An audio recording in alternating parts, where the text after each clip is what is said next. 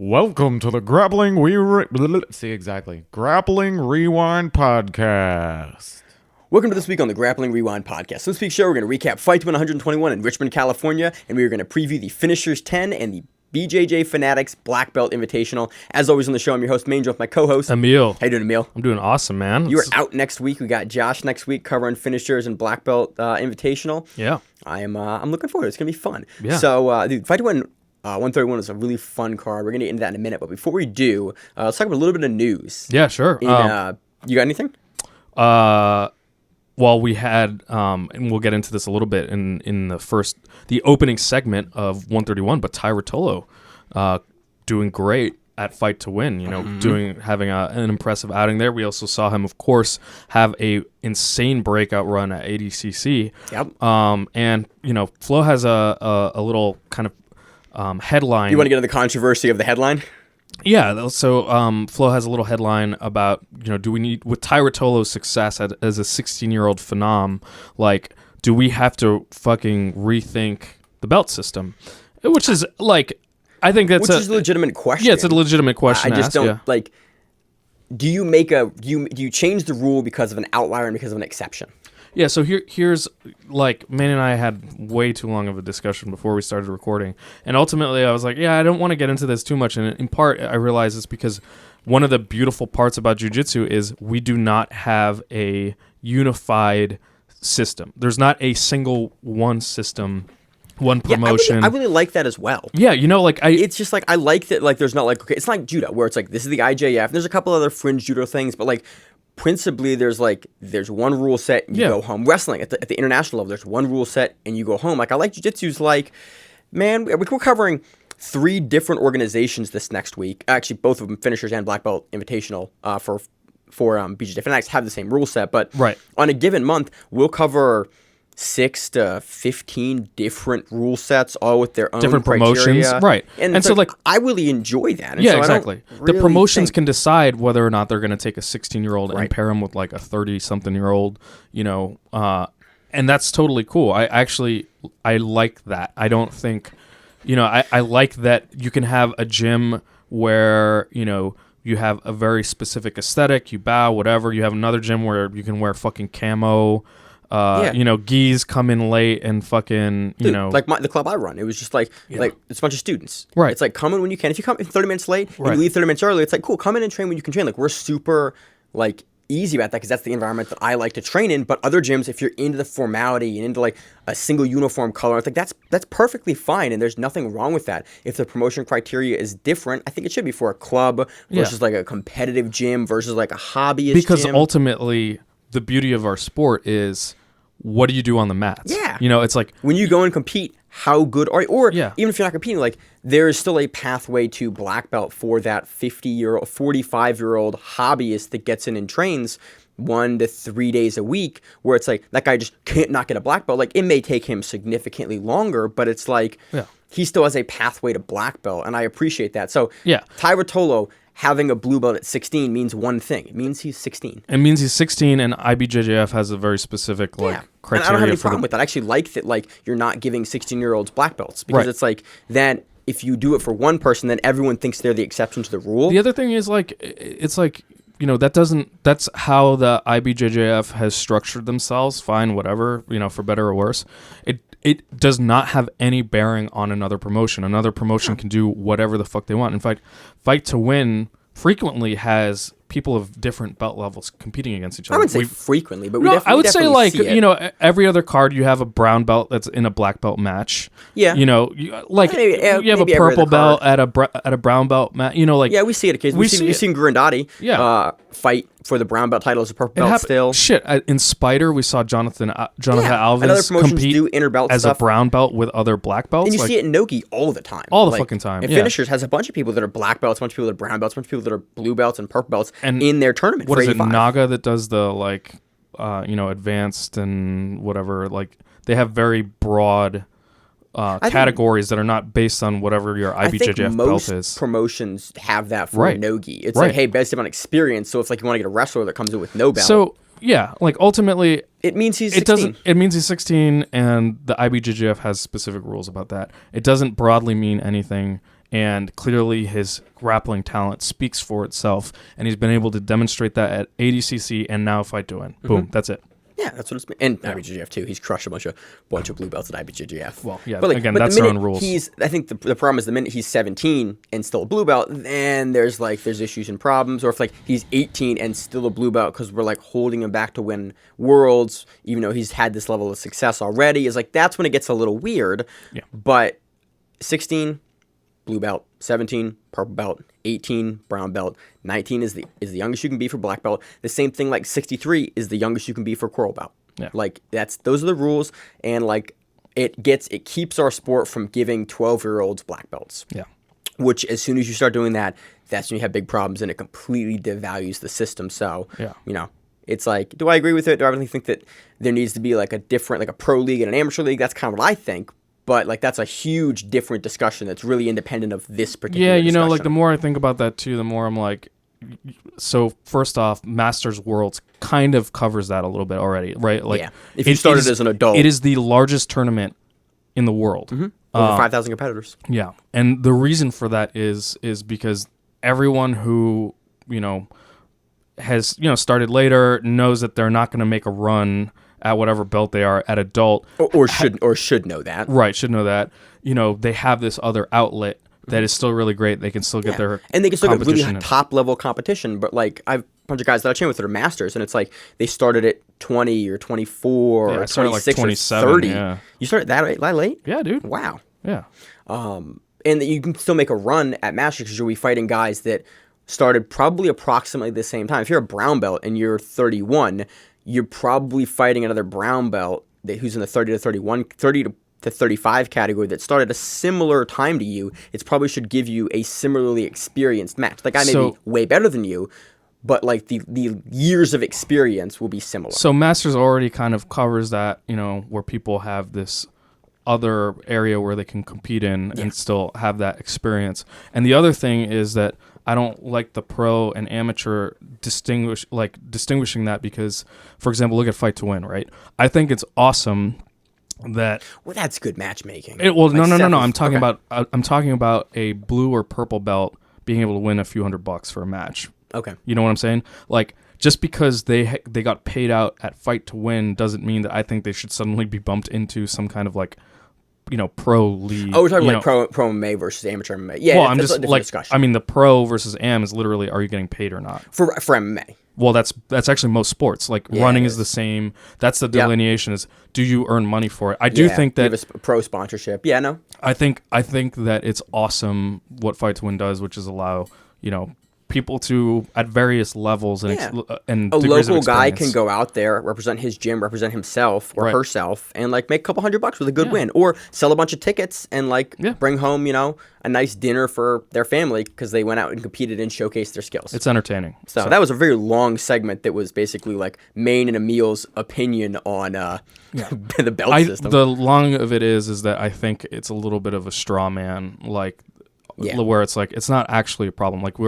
We're making it out to be more of a we're looking at one case, and then ultimately just think about all the different promotions and all of the different places where people can compete.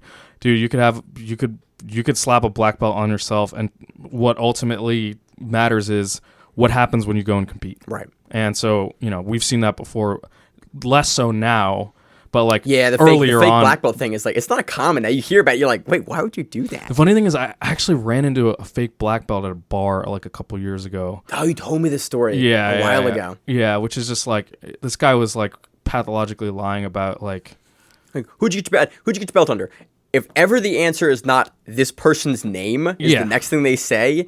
His answer was, I got my blue belt from Helio Gracie, and I was just okay, cool, that's cool. A possibility if you started in maybe he might have been a blue belt, but 2000s, but he was lying about all kinds of shit, and then he started. I overheard him talking to someone about being a jiu-jitsu black belt. That shit happens less, and again, it doesn't fucking matter. You can call yourself whatever you want. When you step onto a mat, that's the only thing that matters, and then people will know very quickly what belt you are. Right. So in other big news, Erberth Santos is now taking on Gordon Ryan at Third Coast Grappling. Hell yeah. Rodolfo is now out of that. Again, I just got this notification probably an hour before we started recording. It's Veterans Day here. And I got the day off, so we're here midday recording. And I just got the notification. I haven't seen anything else. I don't know why Romelo's out. Not Romelo. Rodolfo is out. But that's actually a really fun matchup. Yeah, it's dope. Erberth, we've seen him have very explosive matches, very entertaining matches. So also seen Herbert show up before and seen him have a very strange matches. We haven't seen Herbert in a long time. So. Probably 6 or 8 months. A while now, actually. Yeah. Right? Yeah, he's looked pretty good recently. He hasn't done any... Yeah, he hasn't had any weird taps where he just, lets a guy mount him and then cross-choke him and quit. Yeah. Yeah, but nothing so like that honestly should be a really fun matchup. I'm super looking forward to going to that one. Stuff's booked for me to go down, so I am very excited to go out and cover that. I'm so excited. I already took time off from work for that. Yeah. I'm taking the Friday. I was just like, I'm going to be gone. I'm going to be out. Yeah. And I'm going to go cover some jiu-jitsu. So do you have any other big news? There's not been a whole lot this week. Everyone is sick in the Baltimore, D.C. metro area. Yeah, it seems like it. Dude, Rachel's sick. I was sick the last 2 weeks. Good luck, Emil. You're in my home now. Yeah, we'll see how it goes. So anything else on news? That's it. All right, that does it. So on to the recap section. Fight to Win 131 in Richmond, California. This event paid a total of $35,258 in salary submissions and is headlined by, I was going to say black belt, but headlined by blue belt Tye Ruotolo versus black belt Vagner Rocha. Yeah, this was a outstanding sort of matchmaking here. We talked about this before going into this. There was so many questions kind of going into this. We know a lot about both of these guys from their ADCC run, but we hadn't seen them really go head to head. No, they haven't. I mean, we have not seen Tye Ruotolo match up against very many black belts, especially high level black belts. We've seen mostly in blue belt competition. So we speculated about Tye Ruotolo's ability to weather Vagner Rocha's really grinding style. And what was really interesting about this was it looked like Tye came out really spicy, preemptively. He was doing the Vagner Rocha thing where he was slapping Vagner. Slap. How did Vagner get cut in this? Because Vagner took a pretty substantial cut during this match. It was hard to tell because it wasn't like something happened and then the ref stepped in. It was more like the ref noticed that there was blood accumulating. I noticed too. So I clicked back and I couldn't really tell. I might have missed something, but was it like a head or was it like a hand or something? I don't think it was probably a hand because it was a pretty decent sized cut on the top of his eyebrow there. There was over 5 minutes of them standing doing this kind of collar tie. The Vagner thing. Collar tie, yeah. Which is I'm gonna hit you in the face, neck, and shoulders until the ref tells me I can't. And it's a main event for Fight to Win, so the ref's not going to tell you can't do that. They're going back and forth, and Tye was doing it to Vagner. A lot. And a lot on the front of the forehead, too. So it's very possible that there was a cut there. They stopped for a little while. I think got 2 minutes and 30 seconds left in the match. Mm-hmm. And then they get back into it. And Vagner immediately starts bleeding again. Tye stunts a low single, and Vagner, responds, but then Vagner ends up shooting his own single, gets a really fucking great grip, gets his arm across the waist, and does a far side leg trip to get to finish the single leg takedown. Beat him down. And Tye falls and immediately responds with a fucking awesome triangle. Yeah. Just beautiful. Looked great. Wagner's able to pop his head out. Vagner grabs the shorts here. Oh, I didn't see that. Yeah. No. And the camera angle they have, Vagner has the low side of the ass pocket of the shorts, where that's not actually a pocket there, but he grabs that piece of the shorts and pulls down. And, I was wondering how he was able to pop his head out so effortlessly. I've seen Vagner escape this without grabbing the shorts too, the exact same way. Yeah. But Vagner had interesting to see him grab that little grip, and no one saw him grab the grip. Vagner had the angle on this. He was facing the correct way, and so I don't think he's gonna finish it grip or no grip, but it was cool. It was funny to see Vagner that gamesmanship, that veteran's gamesmanship, come back in, grab the shorts a little bit, pop, make the angle, and pops his head out. But it's too late. That was pretty much the submission attempt of the evening. That was the only submission attempt. Right. And you saw Vagner and it wasn't like was that, did he have a trap triangle? No, it was a triangle. It was a triangle that required legitimate submission defense. It wasn't locked in, but it was it was tight enough where it's if you do not defend this, Tye's going to triangle your ass. Right. So, and then we see some good passing attempts from Vagner, but that was pretty much the match. The majority of the match was contested on the feet with that head slap. If you're an audio listener, what I'm doing is I'm shaking my hand in front of Emil, I'm smacking him in the face. Video. If you're watching the YouTube video, you can see that. The show is on YouTube now. Yeah, go check it out. Also check us out on Instagram. that was the extent of the match. So Tye Ruotolo's triangle wins him a decision, yeah, and like that was super. I was super impressed because we came away like, oh, Tye wins, and like so now Tye is probably on the short list to headline another fight to win, to go against another black belt. Like, who do you match up Ruotolo with now? Yeah, I don't know. Like, who's another guy at around 77 kilos? Yeah. Like, do you give him Najmi? Najmi was also on the card. Do we see him in the gi now versus black belts? That's a good question. I would like to see Tye in the gi. But yeah, I think there's tons of talent out there. I'd love to see him fight his brother. I'm just saying. Him and his brother versus each other on a headline match. That'd be, that, because you saw it in the judo match a while back. The two brothers in the judo fight, the Yuasa fight. Yeah, that's a little bit different though. Mark and Taylor Yuasa. Like, I'd watch the Ruotolo brothers go at it on a headline event. Maybe. I don't think they do it, but I will watch the set of it. I think people that know each other's games in Brazilian Jiu-Jitsu can shut each other down. I feel like judo's maybe a little bit different. But yeah, speaking of Edwin Najmi, next match we have Jaime Canuto defeating Edwin Najmi by decision. Dude, Edwin Najmi goes, fuck it, and throws a triangle, and flying triangle, beautiful flying triangle way, by the way. And if you know Edwin Najmi from like earlier in his career, like that's what he is known for. Classic. And you know what's Flying interesting triangle. is like I'm beginning to put two and two together there a little bit because Edwin has talked about how he's a very slow starter. Like he needs time to warm up. And Which you saw in the ADCC match, like Tonin really capitalized on that with that scissor takedown and immediately got the sub.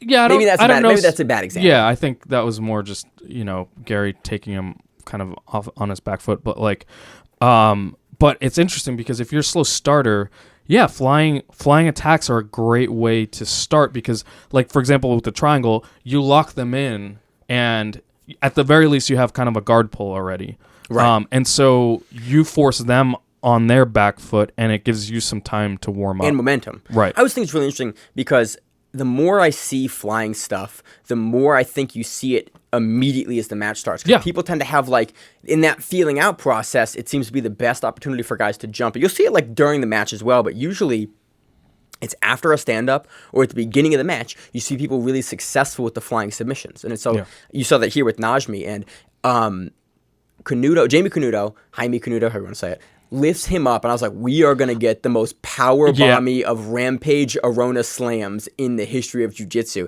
And I have in my notes, come on, big slam. Like, and I was like, has him full, all the way extended, like up, like on his shoulders. I totally thought he was going to fucking slam him here. And the commentary, which was a little different throughout the night, I think addressed it really, really well, that like he may not want to slam here because if he slams, you have a guy that's really, really proficient in the triangles like Edwin, he may be able to make the angle and lock it in. We've actually seen that a lot. And it's honestly frequent. Like it's frequent. It's like maybe not 50-50. I would say it's probably 25% of the time guys slam. A number that I've just pulled out of my ass and Emil's giving me the looks like, I would actually say if the person has a triangle on you, that slamming is more of a liability. I would say it's greater than a 50% chance of you getting deeper. Slamming out of arm bars is like really effective.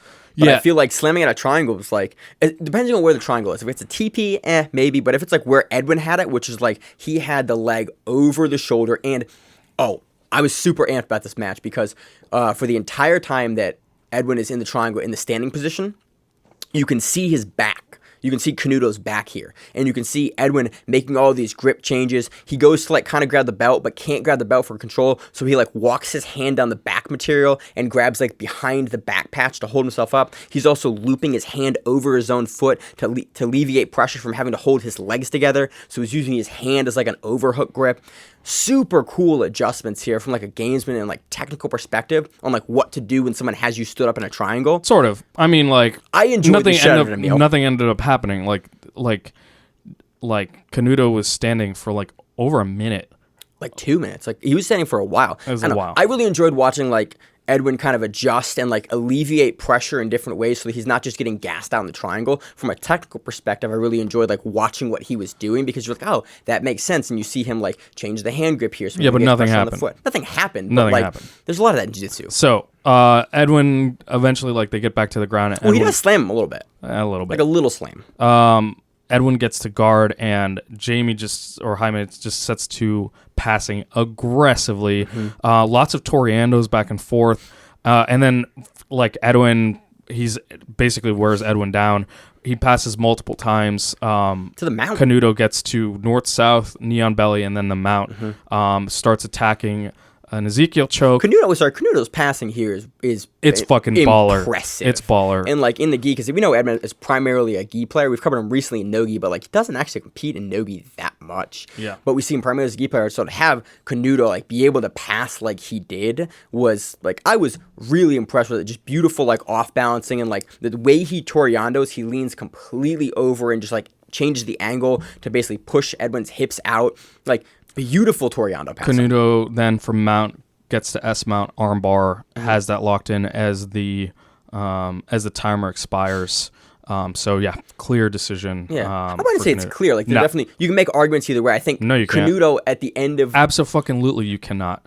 No, I thought the triangle was good. No, but the triangle was not like it was a control triangle. Yes. It was not a submission triangle, and between the Ezekiel and the armbar at the end, and then and the passing and like getting around the guard multiple times and the positional stuff. No, I agree. I was gonna try to make an argument for devil's advocate, Emil. Thank you. No, I'm not having it. Canuto takes a good decision here. It was this was honestly a pretty fun match to watch. I enjoyed like watching both these guys kind of out technique each other. So next match, Josh Hinger defeats Murilo Santana via decision. So lots of standing in the beginning, like 3 minutes. The whole match, pretty much was pretty much. Murilo pulls twice. Yeah, Murilo's playing a lot of reverse de la Hiva. Hinger passing really aggressively. What's interesting is like I didn't really see many submission attempts. I couldn't see it like a clear submission attempt either way. Not really. But I think what ended up happening was that Hinger's not just having the passing position, but also being aggressive from the passing position. I think that was a decision. You saw him doing more like how I scored this in my head for fight to win scoring was you saw Hinger initiating the passes and like trying to get by and go stuff, and you saw Murilo not actively initiating sweep attempts. Like he was sort of getting to places where he would begin to start like attempting sweeps, but Hinger was doing really good like knee cutting and like doing base shifts over the position. And so you saw Hinger actively looking to progress position, and you saw Murilo unable to kind of get that going. So Josh, I think, takes a pretty clear decision here over Hinger. Lots of this match was on the feet, and I think that's what gets it done.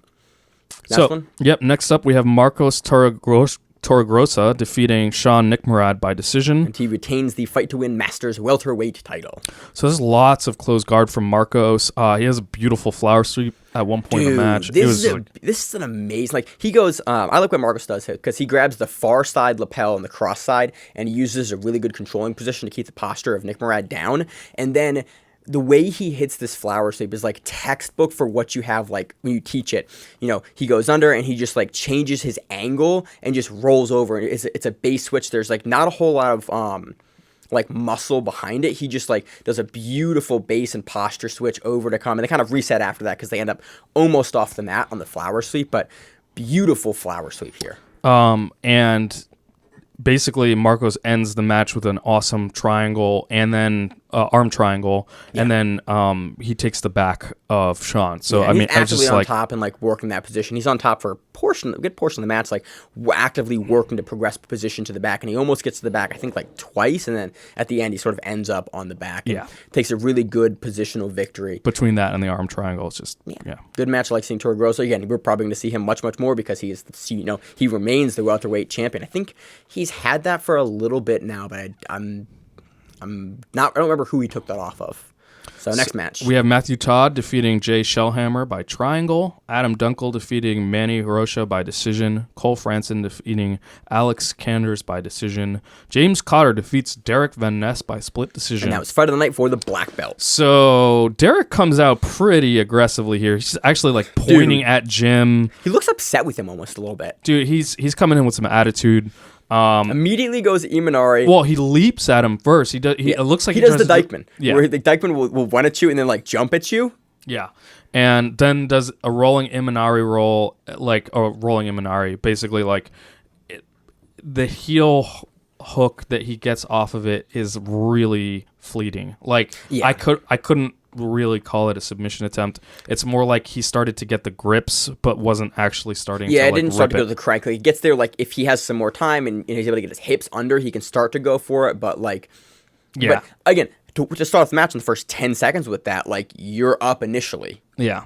So at this point, Van Ness is in bottom guard, and he's just being a dick, like pushing on the throat a lot. Dude, he had like the hand grip, like in the neck, and I was like, yeah, I feel like that's like it's a weird grip to take. It's literally just being a dick. Like it's like nothing wrong with it, but it's just like it's a dick grip. Yeah, it's an asshole thing to do. I mean, and I say that with the understanding that this is a grappling sport, and all of this shit, barring all of the things that are in the rules, like eye gouges and like small joint manipulation. Nothing illegal it's totally about legit. It. Yeah, it's totally fine. It's like Vagner Rocha. It's more like it's like getting in the other person's head. Yeah. I don't mean the assholes like, oh, he's a dickhead for doing it. It's just like it's a shitty thing to do to the guy, and like it can be very successful if you use it correctly. Right, and so. I don't know if you saw, like, Dykeman was losing his fucking mind at the edge of the mat. I didn't see that. Yeah. He was on the back, like, laughing, and, like, it was really, really funny. You could see him at one point. He also has a match on this card. Yeah. So Dykeman was loving the fucking aggression. Eventually, Derek opens his guard, and Jim sits for a deep straight ankle. It was on there. It definitely looked painful. Not, like, to the point of breaking, obviously, but like definitely I think a submission that requires defense. Yeah, that was probably the deciding factor. Derek answers. That's what I put, because I saw Van Ness put up a lot of stuff here, but that footlock attempt was I think really what gives they listed him as James Carter in the results, but they titled him as Jim. Yeah. So I think that's probably the deciding factor. Derek does go for a rolling toe hold at this point, which is probably like it was honestly not the first true decent toe hold too. Like you saw Jim have to like roll and kind of like escape it. Definitely was like nice and tight into the hip line and like up into the butt, kind of where the foot should be to finish. Yep. But I just think that footlock was probably, Yeah. I agree with you, but probably what gets it done, and he's able to take it via split decision. It was again a closer match. One that I kind of like watched like twice to figure out like I'm not sure if I agree, but the footlock, I think depending on how heavily you weight that, is probably what gets it done. Next, you have Mauricio Alonso defeating Daniel Ripper by decision. Devontae Johnson defeats Elliot Kelly by decision. This is basically it's a ton of time on the feet, and then Devontae at one point gets a single leg that he kind of transitioned into a double off the stage, and then a lot of time on the feet. And that's, I think, really, unless I missed something, I think that's what gets Devontae the win here. It's like that single double transition. There's the majority of this match was on the feet by both players, and Devontae's able to kind of get that takedown off the mat one time. So that's all I got for that one. Yep. Ahmad White defeats Felipe Abad by lapel choke. Jason Butcher defeats Dave Anderson by inverted triangle. Ooh, that's a rare sub. That's awesome. Guga Campos defeats Dom Hoskins by decision. Another fight to win veteran. Gustavo Andrade defeats Nisar Loinab by decision. It's nice. Nisar? Yeah, Nisar. Okay. Steve Austin defeats Jamison Cummings by triangle. And that was submission of the night for the black belts. So this is super quick. Yeah, it was real quick. Immediately, Steve gets a trap triangle, and Jamison stands. They also listed him as Steve Hall on the title card, and he's listed in the results here as Steve Austin. So I'm gonna call him Steve. But this is really great. This is exactly how you want to finish. Like, Steve starts off underhooking the far arm to cut the angle, and then he goes and underhooks the far leg to cut the angle. Has the perfect angle on the triangle. The cool thing is, though, I couldn't tell what kind of triangle he had, and then right before he finishes, the camera angle switches to like a head down triangle view, and I was like, oh, he has his other arm in there. Like, he finishes the triangle and then puts his own arm in the position to finish the triangle. I think that's what gets it submission of the night for the black belts, because it's not just a standard like bread and butter triangle. It's that extra arm in there across the far side of the neck when you can't get the arm, basically their arm, to finish the triangle. So he throws his own arm in there and gets it. Really nifty triangle. I want to say it was in like a minute and like 6 seconds. Yeah, it was just quick. Like, boom, A to B to C to sub. Yeah. And like really good submission of the night for the black belts. Anything else on that one? Mm-mm. All right. We have Mike Mitchell defeating Cody Wilson by decision. Juan Kleber defeats Nicholas Green by decision. David Mitchell defeats Thomas Haley by armbar. On to the brown belt results. Joseph Cropshot defeats Renato Valente by decision. Dan Dykeman defeats Brett Byron by decision. This was fucking great. Dude, Dan is 11-5 in Fight to Win right now. The commentators, I always love when the records get listed out by the commentators because I'm like, oh, we've covered this guy a lot. I think we've covered the majority of Dan's matches, and it's always cool to see you think back to all the matches you've covered people on. And we cover Dan because he's super fun to watch. We just cover a lot of brown belts. But we try to cover the people on Team No Sleep because we see them a lot, and Dan puts on some fucking fun matches. Yeah, super entertaining to watch Dan. And actually, now that I think about it, I wonder if he fought for a title. I want to say 1 or 2 cards ago. I'm more thinking of he probably has the best win percentage for people in the top number of Fight to Win matches. At Brown, I don't know. In general, I mean, who else has 16 Fight to Win matches and 11 wins? I don't know. I would honestly, I want to talk to Seth and Missy to see if we can get. I would love to honestly do more league stuff with Fight to Win, talk more about where the standings are and where the matches. I just want to get more because I like that they've built a league here, and so I'm really interested for stuff like that where it's what are guys' records look like. Off the top of my head, I can't think of anyone. A couple of your champions. A couple of the people who fought for the championships. I'm trying to remember the name of the guy. I think there's a purple match. It was a 7-0 match. There's a lot of guys we see that are 6-0, 7-0, 9-0 sometimes. But it's I don't remember a 9-0. I do remember an 8-0 guy. Not on this card. On previous but cards. even previously, I remember an 8-0 guy fighting for the title against an IBJJF ranked black belt or champion black belt. I think Dylan Royce was 7-0. I think it was Dylan Royce when he fought. 7-0 or 9-0 when he fought JT Torres at Philly a while back. It was 8. It was 8. Yeah. Dylan Royce was exactly who I was thinking of because we saw him, or we might have seen him before. But anyway, the point is that when you're talking about that's 8, double that.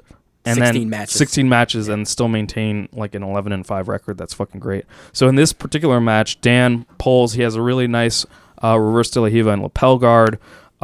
This is where the commentator was kind of saying funny stuff. The commentator at one point was like, "Oh, it's still 0-0." He was counting points, and I was like, that's a funny way of putting it. Well, you do kind of count points a little bit when you do fights. Submission attempts. Submission attempts, and also if there's no if it's even, you look at who's passing and who's sweeping. You kind of as a criteria for who's maintaining positional dominance if there's no sub attempts. But as soon as there starts to be sub attempts, I'm less concerned at who is maintaining the positional dominance and more who is subbing. I could have misinterpreted, but it definitely sounded like the commentator was trying to count points. Dan attempts what I initially thought was a flying scissor takedown, and he attempts it again later, and I looked at it was just a really aggressive De La Riva pull because he likes to get his... We see him throw the scissor as well in no-gi, but he usually doesn't throw the scissor in gi. Yeah, because he basically ends up on the ground really, really quick. He throws it super fast. It's just an aggressive De La Riva shot, it appears to me anyway. He likes to get that hook on the outside really fast and just jump into it. It was just hilarious. And at one point, Dan sweeps from the single leg X. He goes for a fucking awesome Estima lock. Yep. I'm pretty sure that was the deciding factor. No. The deciding factor was the step over armbar. I think. Oh, yeah. The spinning armbar is And he steps over a beautiful position, gets it, kind of locks it out, and doesn't last 20 lock seconds. It out, but pulls and pulls, as you can tell. And really good for Brett here. Basically, immediately, as soon as Dan goes to finish the arm, he steps over the head and starts doing the head over defense, and it's just it was a fun match. I like covering Dan. Yeah. About 2 hours and 2 minutes into the match footage if you want to see this one. A lot of fun. Next up, we have Zakay Fontilla defeating Cherise Apostol by triangle. Alan JC defeats Joey Taylor by decision. Jonathan Pagny defeats Chris Vickers by Kimura. Jacob Pangalinian defeats Doug Ansey by calf slicer. And that was submission of the night for the brown belts. So Jake pulls guard, and Doug is standing. Jake starts off De La Riva, and then he switches to 50-50 and puts his arm behind the knee and just fucking rips it. I was so happy with this. Yeah. Because for some reason, I've taught this move at the gym twice in the last 2 weeks. Because I've had students ask about, hey, can we do slicers? And I'm on the side of the class, I'm let's do slicers. And so I'll show them this because it's, I think, one of the easiest, most basic slicers for, a calf slicer, aside from, the running man slicer. And so I've taught this twice, and I was like, oh, that's exactly what this looks like. He throws the leg over, and I'm just really happy that I've taught this the exact way that it gets finished. Super slick submission, really quick, finish too. I hate this submission because I blew a guy's knee out with this. Yeah, it makes me go. Ugh. It looks super fucking tight. Like, I hadn't. This is my first time seeing this submission, and it looks fucking. You had it done to you? No, it's terrible. Let's do it after this. No, I'll show it to you. Fuck no, absolutely not. It's dope though. Go and watch it. It's a great submission. Fabricio Silva defeats Osvaldo Oliveira by armbar. Chelsea Garcia Aguayo defeats Carla Shellhammer by heel hook. And Muni Munoz defeats Todd Cutter by decision. On to the purple belt results. Jacob Kasama defeats Tyler Shu by decision. Is it Shu? Oh, it is Shu, not Shaw. He becomes the fight to win purple belt welterweight champion. Corbin Billen defeats Kevin Kane by heel hook. Hold up. That purple belt match, go back and watch it. It was at 4 hours and 41 minutes. It was really fun. There's no fight of the night listed for the purple belts. That was a super good back and forth match. I want to say that Tyler going into this was 7-0 in fight to win. It's a fun match. There's a lot of back and forth from both players. There's some really good positional exchanges and really good activity. Dude, purple belt, it's a purple belt match to watch because there's just fun jiu-jitsu and like really good positional changes from both guys. Faisal Barakat defeats Brian Shinsky by decision. Chelsea Chandler defeats Jaden Mueller by toe hold. Jaden Mueller, another team no sleep from fight to win. She does a lot of the camera work for fight to win. Oh, sweet. Mm-hmm. Francesco Castellano Marquez defeats Sean Griswold by decision. Anthony Arnold defeats Ciaran Saunders by decision. Spencer, the grappler, defeats Alec Bodzana by decision. Amir Lacey defeats Efren Ilescas by decision. Manny Mendoza defeats Nathan Rising Thunder by paper cutter. On to the kids and teens results. Jared Perez defeats Giovanni Duran by triangle. Joey Brodsky defeats Julio Ramaj by triangle, and Gabriel Ho defeats Coco Castillo by decision. So that does it for a fight to win 131 in that place in California. Richmond, I believe. Richmond, California. On to the next one. So moving into the preview section, we're going to be previewing the BJJ Fanatics submission-only Grand Prix happening on November 15th in Beverly, Massachusetts. Dude, there are some big-ass names on this card. BJJ Fanatics is pulling out all the stops on this one. It's being broadcast on Flow Grappling. Last one was on YouTube with Gordon Ryan on commentary. This one's on Flow Grappling with Gordon Ryan competing. Yeah, this is huge. Let's go through the names and then we'll talk about the format a little bit more. So I'm gonna caveat this here. We're gonna go with all the names. I think there are a couple divisions here. I'm not, because there's some certain guys that are like way smaller. Do you think it's a Grand Prix? It's a, and I have the prizes listed. Oh, sweet. So I'll just say let's go through the names. So names, we have Gordon Ryan, Lucas the Hulk Barbosa, Kyle Boehm, Kody Steele, Aaron Tex Johnson, Dante Leon, Keith Krikorian, Jonathan Gracie, Lucas Valle, Rodrigo Alonso, Corey Guttard, Quentin Rosenwig, Garrett Lavaggi, Khalil Fadala, Joe Bays, Victor Silvero, Jessere Childre, William Tackett, Jason Rau, Tyle King, William Vincent. Tyler. Yeah, I think it's Tyler King. Travis Moore, Jordan Lutsky, Yusuf Wanley, Lucas Willen, Alex Huddleston, John Combs, Chad Hardy, Nick Fiore, Valdir Araujo, Michael Musatelli, and Harry Gretsch. That's fucking huge. Crazy. Is that 32? It must be, yeah. I didn't count. I think there's two brackets, but I think there's a little guy bracket and big guy bracket. No, I'll read. So here's it says Black Belt Open. It's called a Grand Prix, which means that there's really only one. And first prize $10,000. Second prize $2,500. Third prize $500. With multiple DVD contracts being awarded. And that's what they did last time for the brown belt one. They awarded a bunch of guys like contracts, which is huge for guys building their brand. Yeah. So we're probably going to get another Gordon Ryan DVD. Not really. I mean, honestly, there's a couple guys here that could give Gordon, like, I think Hulk can give him problems. That's Hulk. There's all, like, we got some sleepers on this card, but Gordon, dude, he's hard to beat. He's really fucking hard to beat, man. He's hard to beat. We saw him get double gold at ADCC, beat Bushesha, beat like everyone else, beat Lachlan Giles, beat Hulk. More importantly. Yeah. So yeah, it'll be interesting. We are seeing people from completely different weight classes in here, right? Mm-hmm. We have, of course, Gordon Ryan being on the bigger end. We have Dante Leon and Keith Krikorian. Keith Krikorian being really small. We have who's another guy like Jason Rau, William Tackett are both like smaller guys. The guys that Desiree Childrey are like easily. I think he's easily 240 or 225 at least. Yeah. Rosenwig is pretty big too, as I recall. Rosenwig. I think he's on 85er. Okay. Let's see, but pretty huge. John Combs is a 70er. Yeah. No, sorry. John Combs is like an 80er. He made 69 for Worlds, and he was like, "Fuck that weight cut." So yeah, it's gonna be fucking fascinating. It's gonna be amazing for this one. Valdir, that's BB Monstro. BB Monstro. Yeah, hell yeah. Yeah. Dude, that's fucking awesome. This is going to be fire. Regardless, there's going to be entertaining matchups. I was looking at going up for this one, but it's a Friday, and I'm like, I have to take out time of work. I have to fly on a third. I'm going to be in Utah. Otherwise, I was looking at going up to this one, but I was just like, I talked to the BJJ Fanatics guys. I was like, yeah, and I was just like, I don't know if I can like swing this and then do Third Coast next week, and then like Third Coast next month. And it was just like I want to go up because this looks like it's going to be amazing to do. Hell yeah. And so I cannot wait to cover it. Hopefully, it'll be awesome. The last one was a lot of fun. I was really pleased with like the way that it was produced. They're using the EBI format rules, which will be interesting to see. But so it was funny. Maine was like, dude, you really need to listen to a Grappler Union podcast with Matt Kaplan. Yeah. And you should. And if you're hearing this, like, go and listen to it. It's a great interview.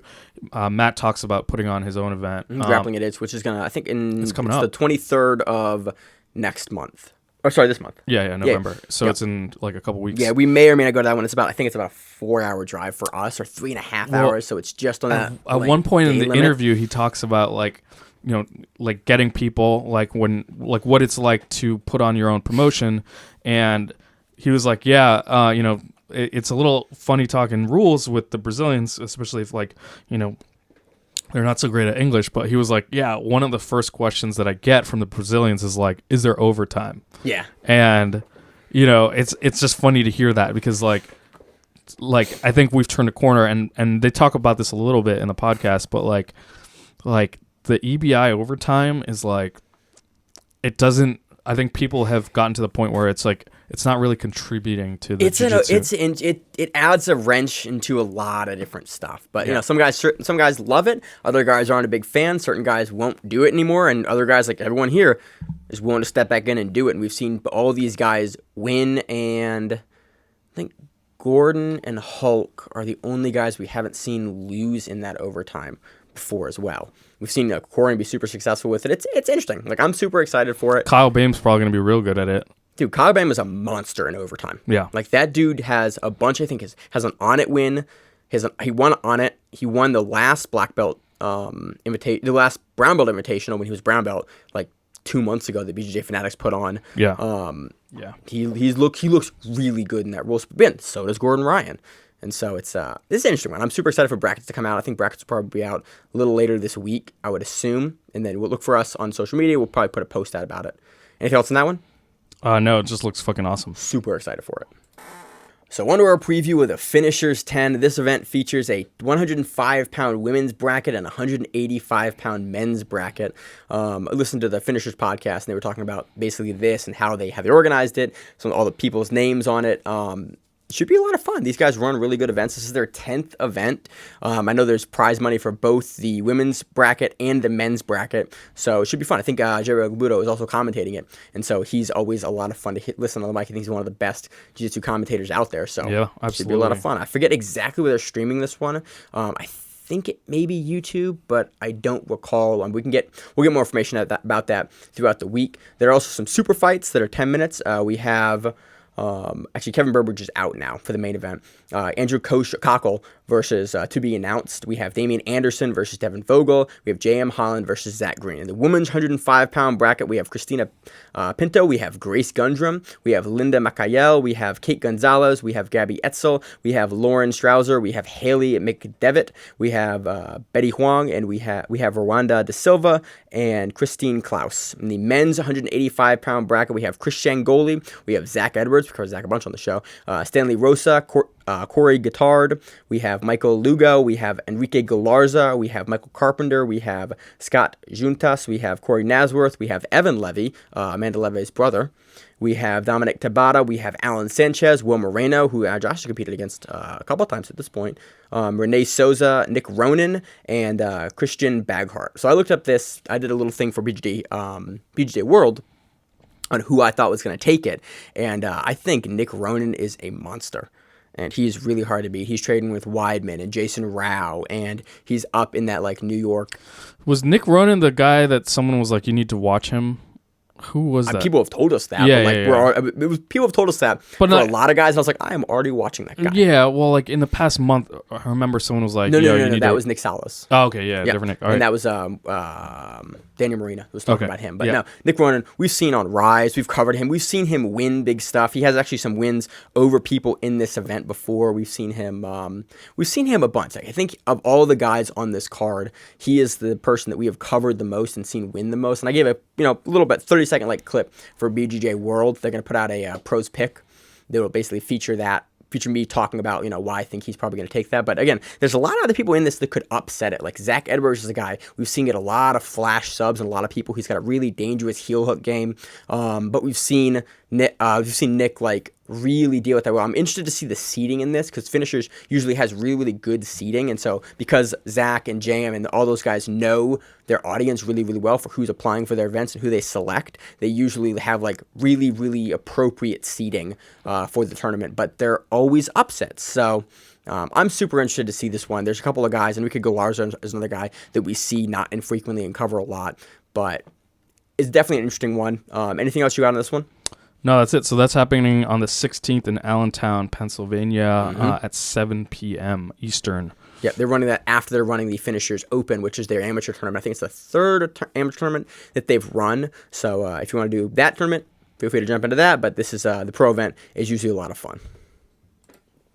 So I think that does it for this week. There's not a whole lot. I mean, we have 2 events next week that are going to be a lot of fun. Then you're out the following week. You're out next week, and then you're returning the following week, right? So we got Josh in next week. Yeah. Dude, it's awesome. There's like 2 events that conceivably we could go cover live this weekend. Like the Boston event for BJJ Fanatics is a little far, but like it's in the realm. It's in the realm. And also those guys, like, they have the capability to cover, like they have all of that infrastructure in terms of covering themselves. Like Bernardo and them, that's what they do is they put on DVD instructional. So I'm super excited they're running events now because like the first one was a lot of fun. They had a lot of fun guys on it. This next one, the level of talent that those guys have access to is really fun. So like, you got Gordon Ryan and Hulk and Quentin and Tex. Like if I wasn't in Utah, I would be there. Yeah, we talked about it. Like I think before we talked about going out to that one.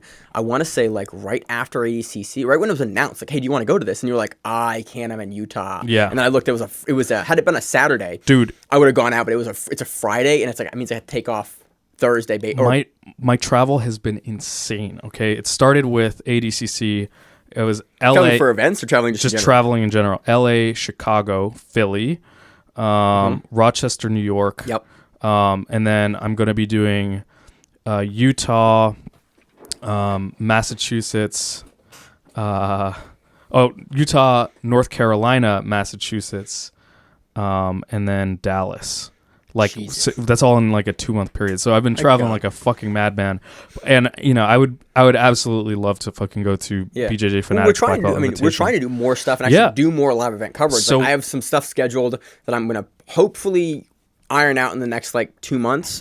We're basically looking to do almost an event a month, like out. Like we're looking to go events in Florida, in Texas, in New York. In the Baltimore area, and like actually like go and do event coverage and interviews and like more stuff like that. And it's a little bit less so like we want to do it once a month and more like we want to go to these awesome huge events like BJJ Fanatics, Black Belt Invitational, or like ADCC, and like Fight to Win Philly. Those things where there are huge names on there where we can bring more content to you guys, put it up on our YouTube page, put it up on Instagram, obviously talk about it here on the podcast. I'm potentially looking at going to either Nogi Worlds or Worlds. Like I'm looking at going to more California events and just balancing it out and figuring out like basically what it comes down to is like show budget, like how much can I justify spending on tickets, and then the other one is like vacation days. But we've been ramping it up. We did ADCC and Fight to Win Philly. We're starting to now these pro events with these huge names are starting to happen so much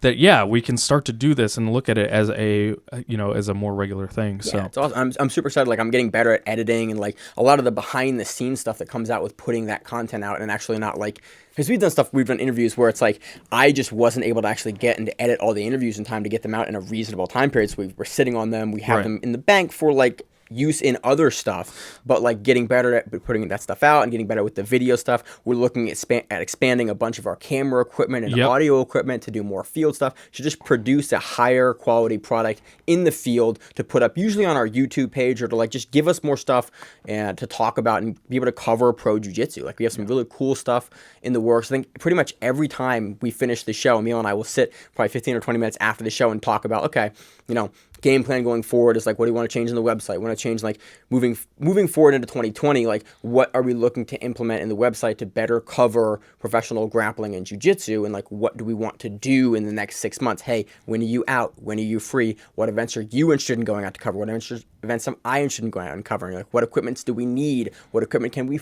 afford? Right. And so it's like, I'm really, really excited. Like, I'm looking forward to 2020 in a huge way. I'm learning how to actually like do camera stuff and audio stuff to produce higher quality content, and like it's a really cool time right now. Absolutely. Like, I'm wicked excited for the Grappling Rewind. Yeah, we are growing and expanding and bringing new stuff to the table. So look forward to it. Look forward for all of it. As always on the show, I'm your host Maine, with my co-host Emil, and we are the Grappling Rewind. We will see you on the mats.